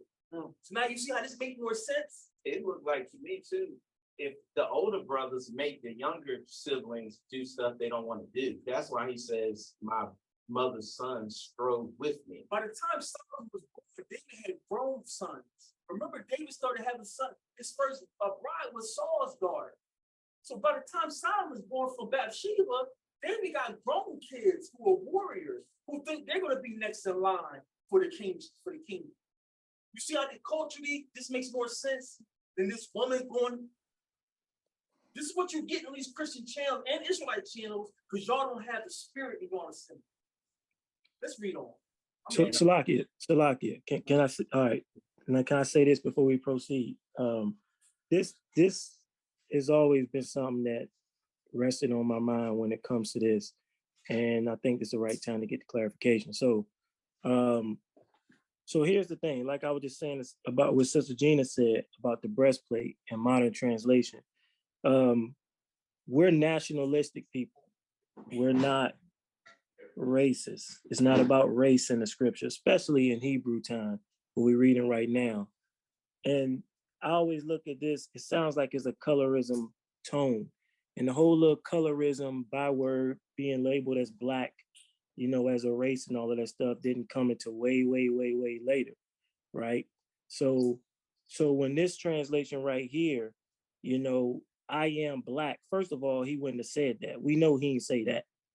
I am Black, like literally. Because automatically, you know, when we see that Black, our mind goes to the modern colorism context that's added to it, the void, the wicked, you know, the look down upon, whatever the case may be. All of them was Black. All of them was melanated. His brothers, or whatever the case, all of them was melanated. So why would that be a focal thing to say? You know, yeah, in verse 6, I see kind of like, look not upon me because I am Black, because the sun have looked upon me. Okay, maybe because he was out in the field, in the vineyards more than the other ones. You know, he probably was darker, but wasn't everybody melanated and dark, and wasn't Black beautiful then? Because I mean, what was you comparing it to? You know, so if you understand what I'm saying, like I kind of like, it just seems to me like the modern translations make it seem like him being black was a negative thing. If you see what I'm saying, am I the only one that see it that way? It's almost like almost like one of them Tyler Perry movies where you always say it's like he narrating, like, why you narrating? Let us see it. So like, you know, you are announcing I'm black. Like, okay, like, why would you write that? I don't know. Like, I get what he's trying to say. And then it's King Solomon. So like, my skin tone, listen, I'm the king. So that's a good point. But I'm gonna counter that with this. I'm gonna already build their defense. It could be valid, it could not be. I'm gonna say for now, I'm gonna say this verse is authentic. And the only reason I'm gonna say it's authentic is because when the King James, when the Masoretic text, that's what this King James is based on, was composing, the fish people or the Europeans were just being converted. They converted to Judaism in the 900s. So these Masoretes started working on their text. Depending on what scholar you talk to, they started working on this in the 600s, and they didn't get it finalized until 1000 something. So even if we push the date out to 1010, the fish people, the Europeans, they didn't convert until 925. They don't have enough scholars, no real Hebrew rabbis going to around the text. So for now, Gerald, I'm gonna say this is authentic, written by Black scholars, and the word he uses on the screen there is that first underlined in green. I got that black box covering the vowel. We don't use vowels. So you see Shah, Ka, Ra, Shakar. Black is Shakar. The Ha again at the end is a pronoun referring to Solomon. Shakar means black or dark. So Shakar Ha, Shakar Ra is referring to Solomon. The second word with the two arrows is Anya. Anya is a personal pronoun. An. So you see how the pronoun came afterwards? Anya Shakar. We would say I am black, like the translation, but in our language, we would say Shakar Anya, black am I, black am I. So Shakar Anya, black am I. So for now, I'm going to say this is authentic, but like the latter part of what Gerald is saying, it's not that he's black like me, but it's not even black that's negative. I'm just a little darker than my brothers because David was described as what? Fair. And Ruddy. what? Ruddy. Ruddy. David is described as fair and ruddy. They don't give us a tent level of how ruddy he was. He could have been ruddy like Samaria, ruddy like out back there, or all y'all are three different shades of ruddy. All y'all are three different shades of ruddy. So we don't know. So maybe he's saying, like, compared to my older brothers who are older than me, who are established, I'm a little darker, but I still got it going on. You see how you got to keep in context? They did say they were out in the vineyard or something like that. Talking about, so let me know I was out working. Okay. My brother's putting me out in the field, so I'm going to take it. But I'm going to say this in negative context, like, yeah, I'm black. And, no, it's like, I'm a little darker than my brothers, but I'm still all right. I'm still handsome. Still handsome. This is not talking about the Shunammite woman at all. Where we at?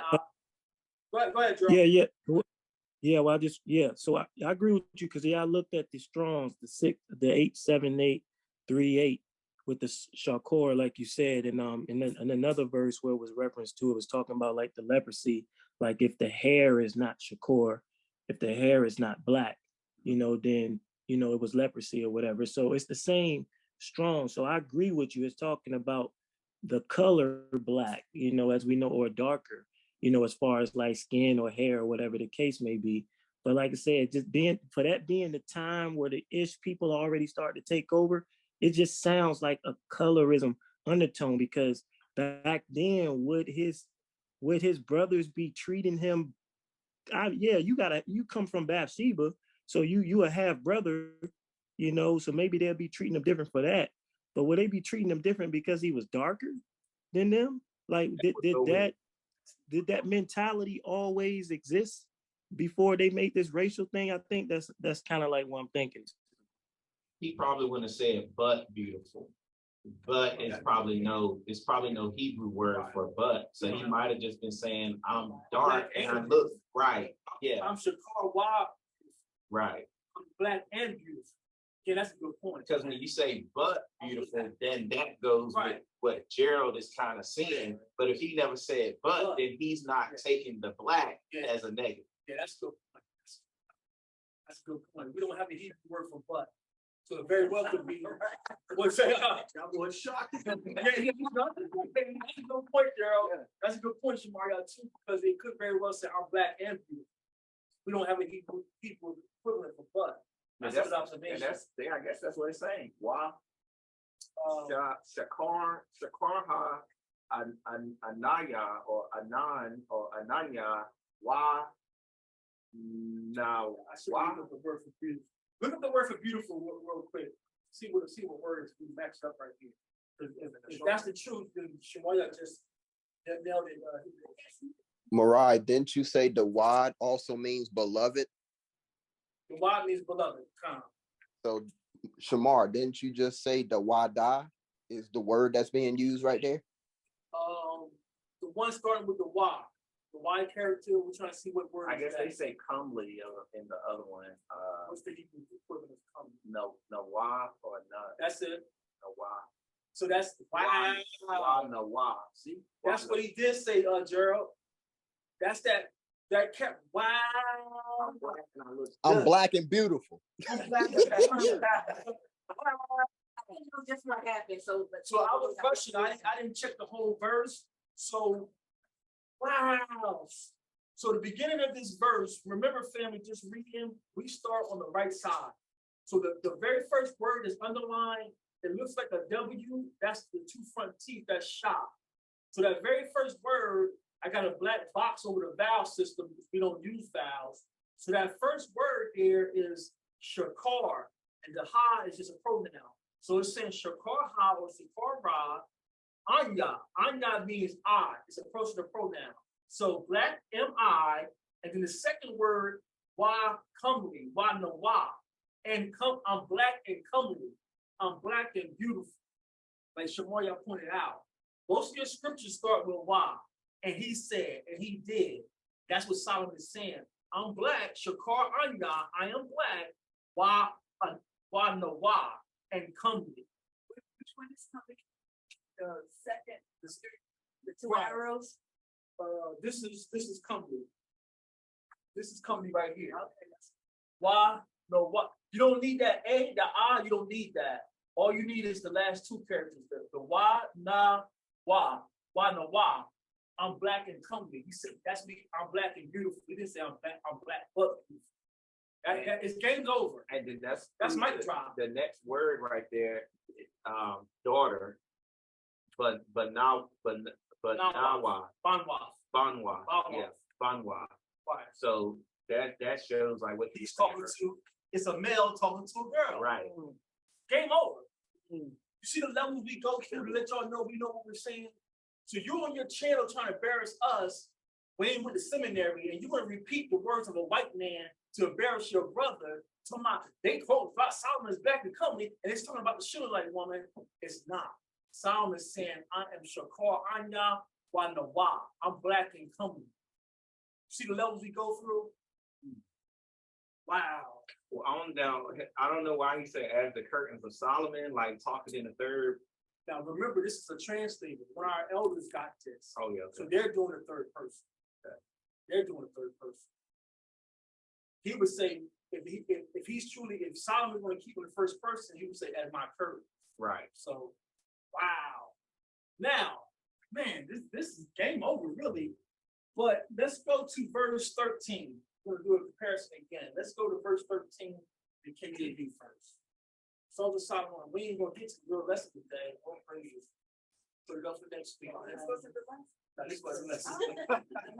They weren't supposed to go this far. We just want to do the textual criticism, show you how to measure text part. This is sort of like a preview. Yeah, this is a preview of it. Oh, I'm prepared for next week, babe. Yes, you already don't need to do nothing else. All I know, praises. you always do. But for our guests, we can keep going, but I know y'all want to get New Year's Eve party and stuff. Oh, sir. We're Good. doing that. I just knew it, man. I heard people at the job, sisters.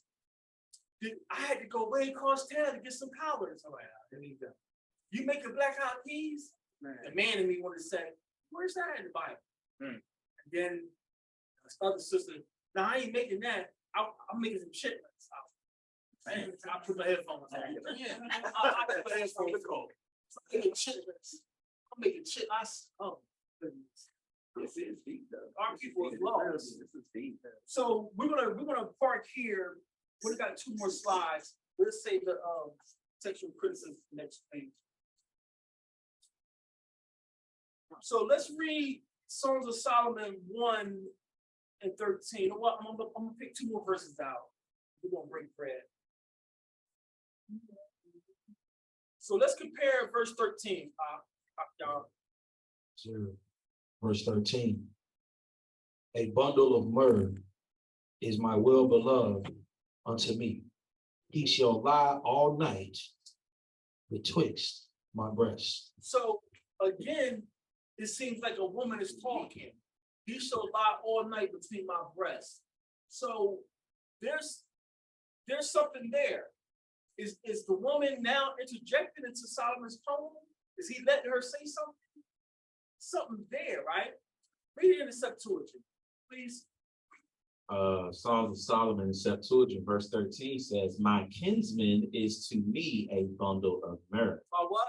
My kinsman is to me a bundle of myrrh. See, I'm proving it. Y'all round up and no. Solomon is calling her, or if this is the woman talking, she's saying my kinsman. That means they're related. They're from Israel. She may not be Judah. She may be from another tribe. Is letting you know she's related. She's not a foreigner. She's not. Y'all see that? Read it again. My kinsman is to me a bundle of myrrh. He shall lie in between my breasts. Verse 14. No, that's it. For now, he shall lie between my breasts. What you got on the screen, family, you guys can parse it out in the Blue Letter Bible. Here's the paleo. The word underline starts with the W character, is really the sha sound for us. That other character looks like a D, that's what it is. It's a D sound. That's shad. Shad is or shadah is the word for breast for us. So the root is shad or shadah. Shad is breast. What's after shad? Yeah. Y'all see where we're going? They use the same pronoun referring to a woman's breast as they use for a man. That God is for a woman or a man. So what made you turn Solomon 1:1 into let him kiss me?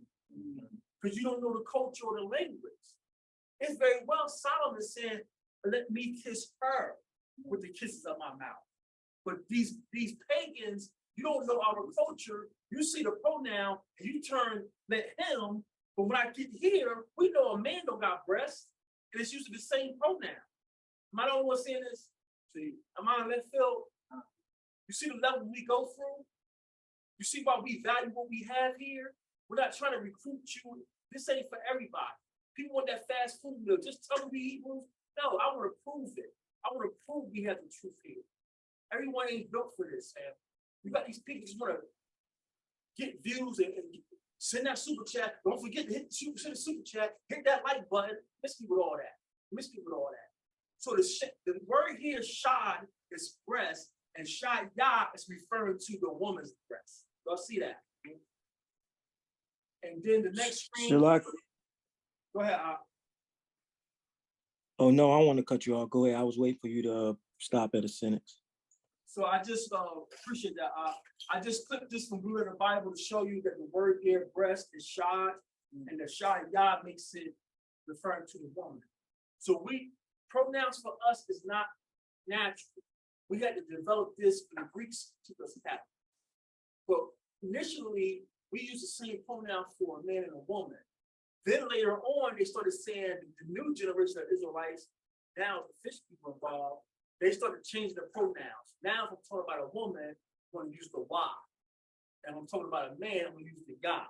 So I would say Shamar Yah at the end, it would be Yah to God. Then I would say Keilah Wah. I would put Wah there. This is the level you better go. You better remember that post you said, they said that Canaanites and Babylonians wearing fringes.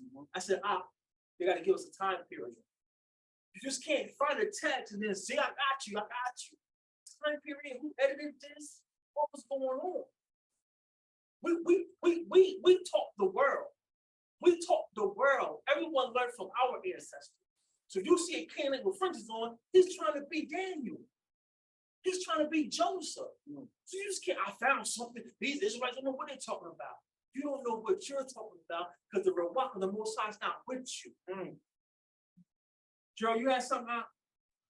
Yes, sir. The water. So in that same verse, in the Septuagint, it says my kinsman, but in the Masoretic text, King James, it says my well-beloved.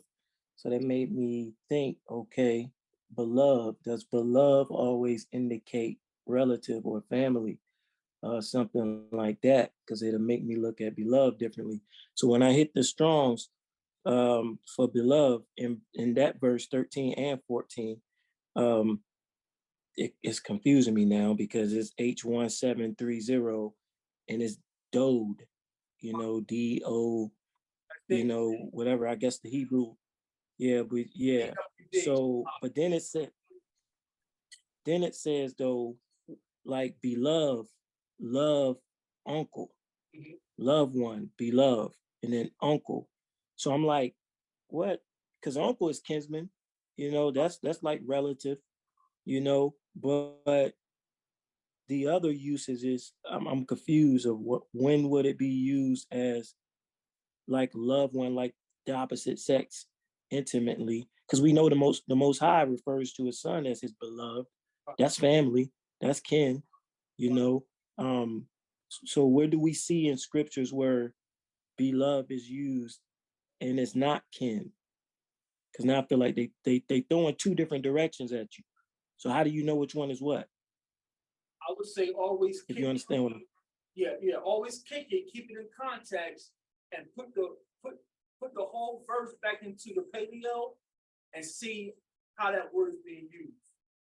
So once you learn the pictographs, you can put any verse back into the pictographs, see how the word is being used.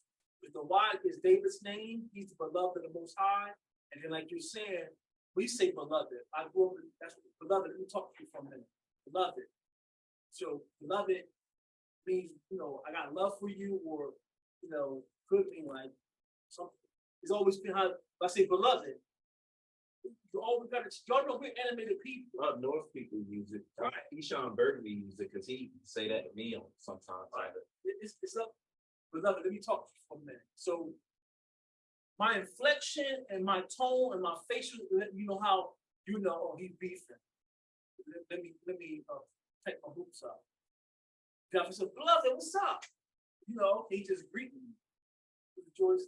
It looks like it's true.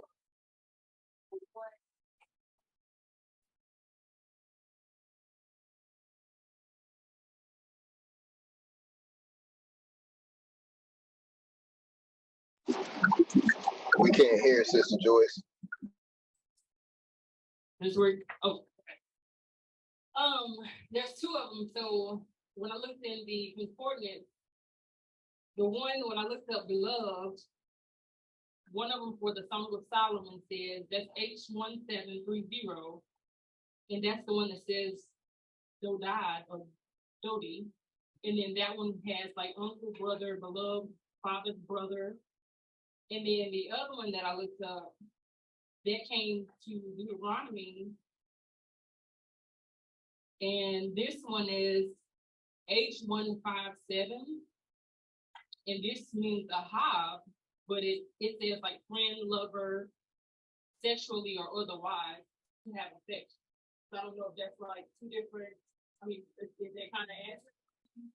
Yeah. Asking or Well, that's a perfect example of how we're going through textual criticism. This Masoretic text was written and rewritten by different Masoretes. So the Masoretes from Deuteronomy used it for aha, meaning love. Then when Masorete who came and cleaned it up, or got the Song of Solomon, now you're using it, the why is just talk about my lover. So again, people are not going to this level. You don't know who wrote those first 5 books, who's translated them. And now when we get to the rest of the books, can you give me a name? Can you give me one name? Can you give me 2 names? And you just want to spit scripture to you all day, and it doesn't mean nothing because you don't have the context. You know the last one you edited. That's a perfect example of that. Am I talking over somebody? Yeah, 1 second. I'll see the comment going. So Genesis 18 uses spelled H157. Okay, I'm sorry. Genesis 29:18 uses H157 Ahab, referring to Jacob love Rachel. So, and that's we don't know which set of Masoretes divided this work up. And we got those 4 names now of these Masoretes who gave us this text. But Ahab is the word I use for love. Y'all see me text Ahab come, love y'all. That's the word I use for love. But again, like Joe was saying, we would have to check the context of how they're using the why for love. And these translators, y'all don't know, their language can't match us word for word. Our elders already said it. So these pagans, these Latins and Greeks and Englishmen, they're picking their best word to try to match us, and y'all can't match us. That's about. Yeah, it seems other versions up here on that website, it shows that some people use the word as love instead of be love. Some translations. But this one is one of those examples I feel like that you had to be a Shemitic Hebrew person to understand what he was saying, or how they originally used it, because by the time we get it, we really don't know it. It seems to be he meant someone that's related. That's why they say like it can mean uncle or whatever, but he could have just meant someone that's related, but he meant his lover, the person that he has an interest in. Because when you do the research, the Shulamite was the city that Judah or one of our brothers took. So calling her a Shulamite, not saying she's a foreigner, that's the city she resided in. That's where Solomon pulled her from. So him calling her the love or the wife, he's like, yeah, we're family. Even the old generation would call their wives sister. Sister, why have you pricked me? Why have you played me? And I don't know. You were a coach, like, he married his sister. It's just our coach.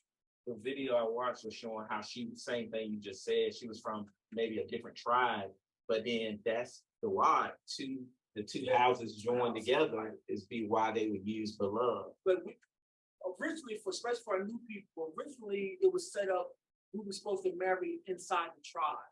So no tribe will be diminished. But the Most High tolerated, just because he tolerated don't mean it was supposed to be, he tolerated us going to another tribe. So it wasn't supposed to be, but he did tolerate. So again, we would have to keep digging to see why why the translator used the love for that word. Solomon is saying the why or how. Go ahead, Al. Salaki. So with that understanding, with the perversion and knowing that it is the word pertaining to David, I can kind of see like the original usage. What do you say, Amon? What do you say original your love is? He's trying to say, what do you say for love? The original one, the A word you just said? AHAB, Ahab. Ahab. Can you hear us out? You bring it up? Yeah. So that in the beloved. Yeah, I think it's. Y'all hear me? Yeah, you going in and out, but we catch. Yeah, go ahead. So what I was saying was now I can see like with the modern Masoretic play with it, the way they play with it and they change it.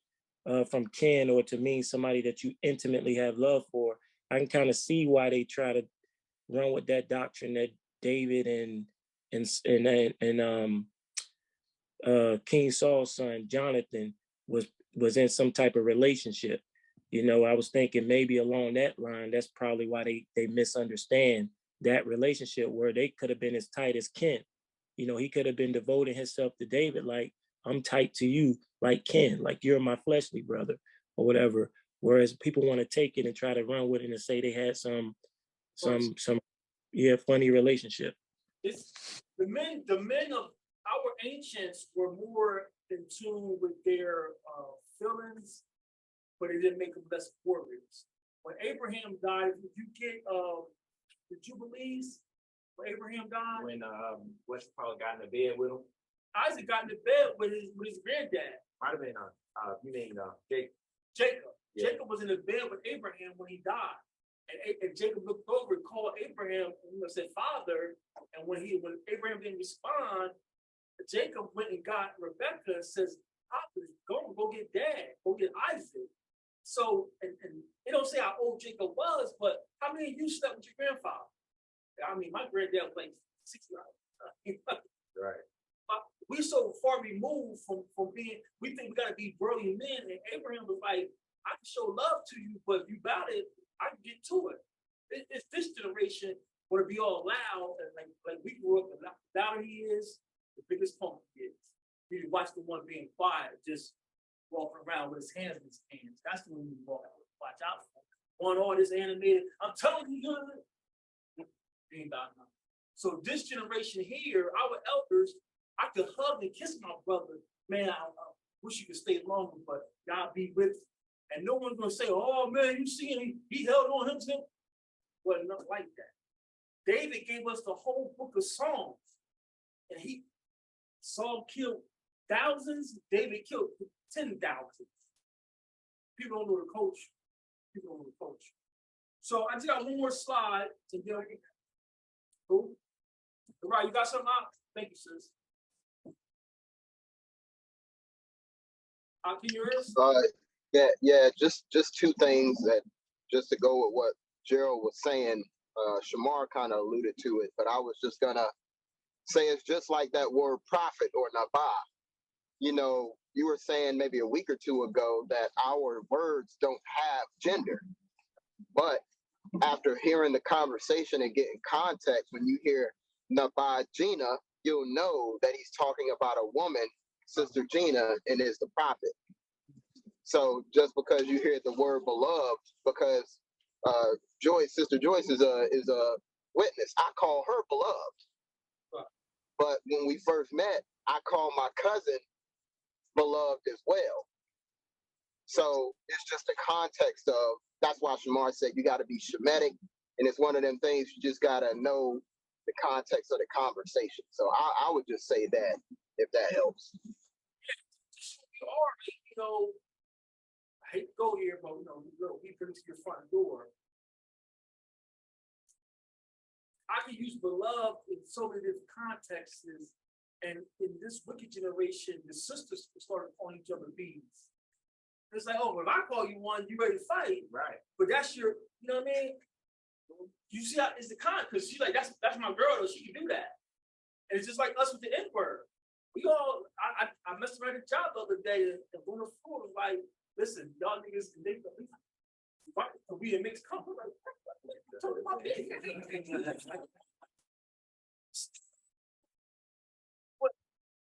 My mind, let you try to use it, it's gonna be a problem. But when I'm around my people, and then that's my nigga, and nigga, I'm telling you, don't say it again. Like, yeah, it's different.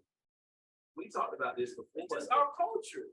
It's just like they try to figure out how we talk to each other, and they can't figure it out. And it's just showing like it's probably thousands of those examples in this text that they just couldn't figure out what we were saying, and you had to be there. It's good enough. Now you can make King James Bible. This is the word of God. But God is a pagan Canaanite deity anyway. I swear to God, I'm praying to God. This is the word of God. I'm preaching good Bible. That's the level we go through. So we got one more slide, y'all, just to show you more textual criticism of why you gotta learn the culture. Let's compare chapter 2, verse 7. Let's compare chapter 2, verse 7, both of the texts. The text, that's one of those words, text, both of the texts. Song of Solomon, chapter 2, verse 7, KJV. I charge you, O ye daughters of Yasharallah, or Jerusalem, by the roes and by the hinds of the field, that ye stir not up, nor await my love till he please. Say it again out. I charge you, O ye daughters of Yasharallah, by the roes and by the hinds of the field, that ye stir not up, nor awake my love till he please. So here's, you only believe, here's a woman. She's a Shulamite or Shulamite. She's a concubine of Solomon. That's what you want to believe. And now she's going to turn to a Hebrewess who's really your superior. This is the Christian thought. Y'all think she's a foreigner. So if she's a foreigner and she's part of Solomon's concubine, she's going to turn to a daughter of Israel and give her some commands? Is that what we're doing? Not today.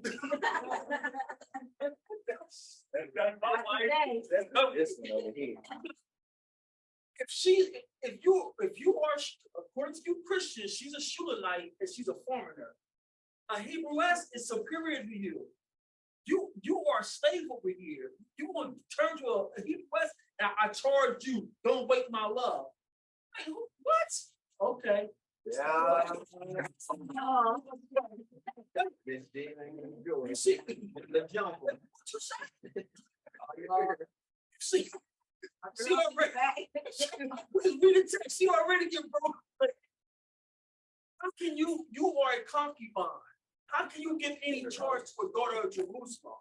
According to your understanding, she's a foreigner and she's a concubine, and now she's going to turn to the daughters of Jerusalem and say, I charge y'all, don't wake my man up. Is that what the Hebrew West do like? That don't make no sense. Like, you don't even believe, okay. Now let's read this Septuagint.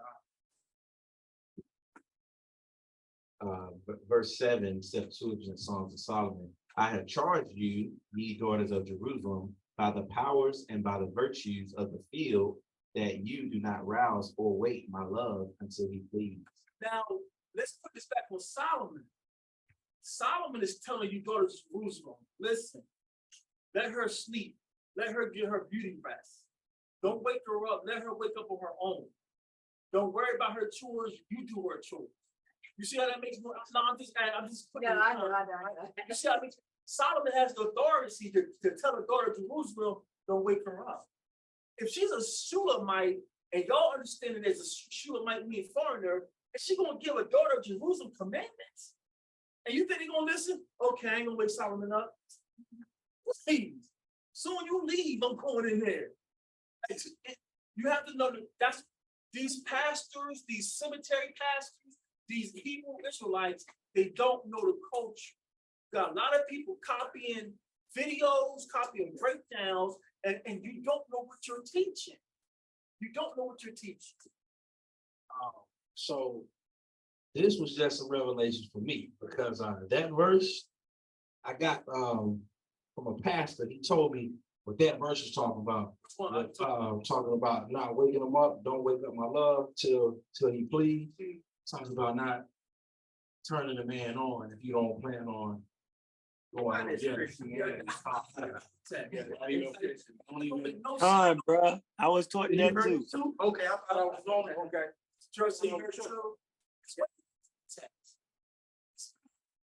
Solomon just is telling you how pretty much what's going on here. Now y'all know all the women Solomon had, but I guess Solomon was a sucker for love. He done found another one that he was strong. That's what he's writing about her. This shooter might got me open, and he's writing about it. What?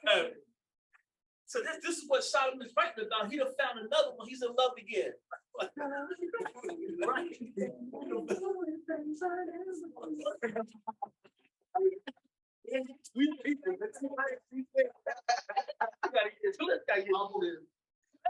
verse. Last verse. Let's compare chapter 3, verses 1 through 4. Y'all sitting down for this?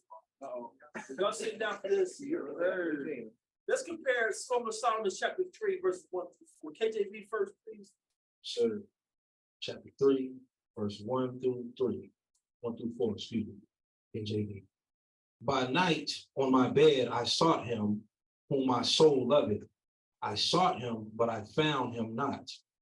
I will rise now and go about the city, in the streets, and in the broad ways I will seek him, whom my soul loveth. I sought him, but I found him not. Verse 3, the watchmen that go about the city found me, to whom I said, saw ye him whom my soul loveth? Verse 4, it was but a little that I passed from them, but I found him whom my soul loveth. I held him and would not let him go until I had brought him into my mother's house and into the chamber of her that conceived me.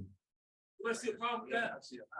You might see a problem with that. She brought him into the chamber of his mother's chamber. That don't command you to bring a woman into his father's house. Right. You show up today. Because this is out of context. She brought me, so she don't take me home to meet her parents back in the day. I'm taking her, mom, what do you think? Y'all know what you think. You'll be tired in a couple weeks. This is out of context. She's, what woman's gonna take a man home to mom? This is out of context. Now, why would Solomon take her to his mother and present her to his mom, opposed to his father? Anybody remember? What happened on the Sabbath day? Remember, David gave up the ghost on a Sabbath, and then the one son had already announced, had the trumpets and stuff, and Bathsheba went to David before he died, says, hey, your boy done went through Israel saying that he's king. And David last order gathered in the truth says, get my robes together and go get Solomon. Because Bathsheba was like, bro, you killed my husband and you promised me. But Bathsheba was like, see, you promised me that my boy was going to sit on the throne, and your other son done got the horses, and they done blew the trumpet in Israel. And he's done made himself king.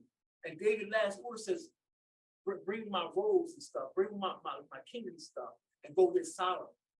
And they went and got Solomon, maybe from the vineyard. Maybe go get my boy from the vineyard. And David put the stuff on Solomon and told his right hand man, go find Solomon down on my horse. And other brothers like, I done messed up. David didn't approve you. Then you instead of being at your dad's bedside crying and pop, you done, yeah, dad gone. It's my time. You see how wicked that son was? And Bathsheba went in there like, David, listen, you done killed my husband, and I lost my first baby for you. Now my second son ain't gonna be king. You know what I'm I ain't saying Bathsheba was a Hebrew or not, but you know what? Listen, I not on my watch. So go ahead, Joe. I was thinking along the lines that maybe culturally it was a thing to bring the woman before your mother, because when you think of Proverbs 31, that's a mother giving her son instruction, you know, on what type of woman to look for. So it's like if the woman can't vet you, it's kind of like saying that the daughters of Zion is like their mother. They're told to look at Sarah and her example.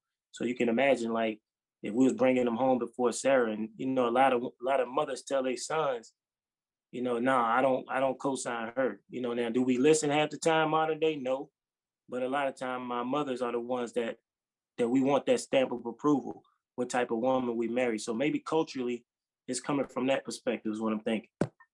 Yeah, y'all know, all y'all done dated, y'all done, Pop, what you think? Yeah, all right, what you think? You heard she got 3 kids already. What you gonna do with that? You ain't keeping no job. Whoa, wait a minute. That's our culture. So Solomon couldn't take her to Pop because David is gone. So Solomon was like, Mom, I know I got 500, but I think this the one. Don't that make more sense? But y'all keep assigning this gender to the wrong person because you don't know the context. Did you finish in the KJV? Septuagint. I had a quick question. Oh, I'm sorry. Go ahead. You good? I might be wrong, but who was the son that Abraham sent his servant to go get him a wife? Isaac. And so when she got back, didn't Isaac take her? He took her in his mother's chamber, but wasn't she already? She was passed passed? away. Yeah. So is that a cultural thing anyway? Like, Because we had wealth, Abraham had wealth. Abraham had money. So I guess Sarah's house stayed like it was. And I to let her know how special, like, this is my mom's past. oh, I got you. You know how this is my mom's ring, like, so I let her know, like, look, listen, I'm serious about this. I'm taking you to my mom's house. So Sarah was gone. Let's read it in the Septuagint. We out of here. All right. So verse 1. So Septuagint chapter 3, verse 1, Songs of Songs. By night on my bed, I sought him whom my soul loves. And we're saying, he's most likely saying, I sought her whom my soul loves, right? And I sought her, or it says, I sought him, but found him not. I called him, but he hearkened not to me. I will rise now and go about the city in the marketplaces and in the streets, and I will seek him, we know it's her, whom my soul loves. I sought him, but I found him not. This is why I was saying this is the R&B song, because y'all, who is that? I just know the words, but I don't know who it was, but it says, tell me, have you seen us? This is what he was. This thing he was writing, like, I'm going all around looking, like, have you seen her? So that's how, like, I'm looking at stuff. Yeah, Classic. Oh. Classic. Yeah, that's all right there, boy. It make you cry. But verse 3, the watchmen who go their rounds in the city found me. I said, have you seen him whom my soul loves? It was as a little while after I parted from them that I found him whom my soul loves.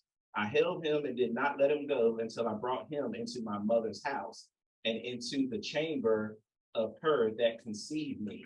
So the Septuagint and the Masoretic text match it up completely. But again, this is another instance. Septuagint has been translated by people too.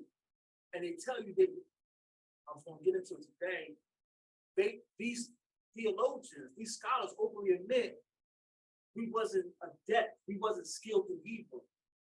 So that little exercise where the pronoun for a man, same pronoun for a woman, these theologians, Europeans coming from Harvard and Oxford, we wasn't skilled in Hebrew. So now you're writing things to fit your theology. You're writing, Solomon can't be black because we're not black. They have injected their theology in this book to keep you from knowing who you are. You see how sinister this is? Blame yourself, because all that he say, he's going to do. Right? Probably can't. It sounds like, now, and this is just me speaking as a man, this sounds like Baphomet worship. What's been happening with the scriptures, how they work, because they reverse the roles. Now, like I say, that's just me, but just hearing you speak and how in the text it has the woman leading the man, taking them to her mother's house. It has the man almost in a submissive state. I don't have any witnesses. But because now we're going to go deep into what you just hit on. We're going to try to get these societies who translated these books, These were skull and crossbone people. These were Jesuits with secret oaths. So what you're saying is not far-fetched, but you know how we like the plumb line. So I'm gonna reserve that. I ain't gonna money get that nail up that bad. They tell themselves. They say, well, we know Hebrew. So why do you think it's inspired by God? You say you know Hebrew. So what you're saying may have some weight to it, but for now we'll reserve it till we get more witnesses. Now, one last point.